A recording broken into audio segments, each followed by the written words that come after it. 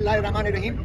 देखें, chief justice of Pakistan या आफरीदी साहब, ये आखिरी शायद chief justice, senior most judiciary के ये चीफ जस्टिस हैं, क्योंकि इसके बाद शायद ये एफसीसी के पास ये चला जाए, लेकिन इस वक्त तक एडमिनिस्ट्रेशन ऑफ जस्टिस के बाप या आफरीदी हैं। बेटर फेमिलियस इसको कहते हैं, बेटर फेमिलियस। हमने यही बावर करवाया कि देखें, आप कम से कम अपना जाती मर्तबा कोई अच्छी रवायत को जो है फरोग देकर जाएं।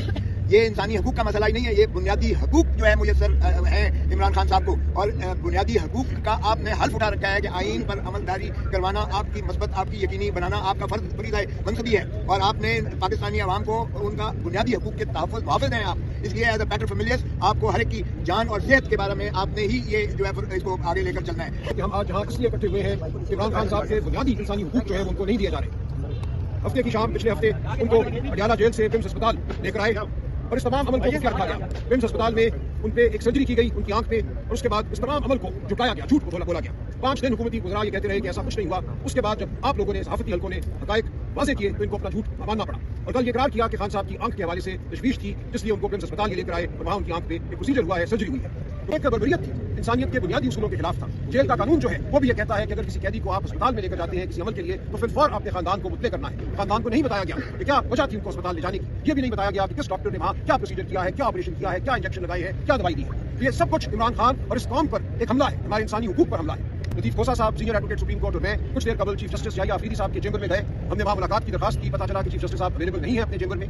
उनको इत्तला दी गई कि हम आए हैं, और उनके कहने पर फिर रजिस्ट्रार सुप्रीम कोर्ट ने हमसे मुलाकात की। हमने ये तमाम सूरत हाल रजिस्ट्रार साहब के सामने रखी है, जो खुद एक सेशन जज है। उनको हमने बताया है कि खान साहब की जो सेहत है उसके हवाले से हमें शदीद तहफ़्फ़ुज़ात है, और जो डॉक्टर साहिबान इस वक्त मौजूद हैं इस्लामाबाद में, जो इस शोबे से के हवाले से महारत रखते हैं, उनको देखना फिर फौर इंतहाई ज़रूरी है। इसके बाद हम मिले हैं अटॉर्नी जनरल साहब से, उनको भी हमने यही तमाम सूरत हाल बताई है। रजिस्ट्रार साहब ने भी और अटॉर्नी जनरल साहब ने भी, दोनों ने यकीन दिलाया है कि मुस्बत कोई कदम उठाया जाएगा, और जो मुतल्लिका डॉक्टर साहिबान हैं उनको मौका दिया जाएगा कि वो खान साहब को देखें। दरअसल इमरान खान साहब को जब ये बीमारी लाहक हुई और इनको पता था, और जेल में 1-2 बार इसका मुआयना हुआ होगा, ना ही उस 2 बार के बारे में फैमिली को बताया गया, डॉक्टर्स को बताया गया, और ना ही जो है उसके बाद बताया गया। मतलब बात ऑपरेशन तक पहुंच गई, बात अडियाला से पिम्स तक लाने तक पहुंच गई, लेकिन ना फैमिली को एतमाद में लिया गया, ना उनके जाती डॉक्टर्स को एतमाद में लिया गया, और फिर रात के अंधेरे में कौम के सबसे मकबूल लीडर को, साबका वज़ीर-ए-आज़म को पिम्स लाया गया। उसके बाद 5 दिन मुसलसल वफाकी वज़रा ने झूठ बोला।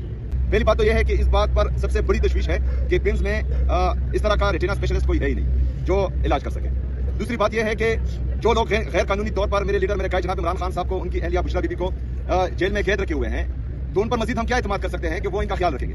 उम्मीद ये रखते हैं कि इमरान खान साहब से उनके जाती डॉक्टर्स की मुलाकात जल्द अज जल्द हो, क्योंकि जो गुस्सा कौम में पाया जा रहा है वो मजीद ज्यादा होता जा रहा है, और फिर मजबूरन अगर फर्ज करें यहाँ से भी हमें इंसाफ नहीं मिलता, और इमरान खान साहब के जो बुनियादी हकूक हैं उनकी मजीद पामाली होती है, तो इनकी तरफ से जवाब आने के बाद, हाँ और ना में जवाब आने के बाद हम अगला अमल देंगे इंशाल्लाह।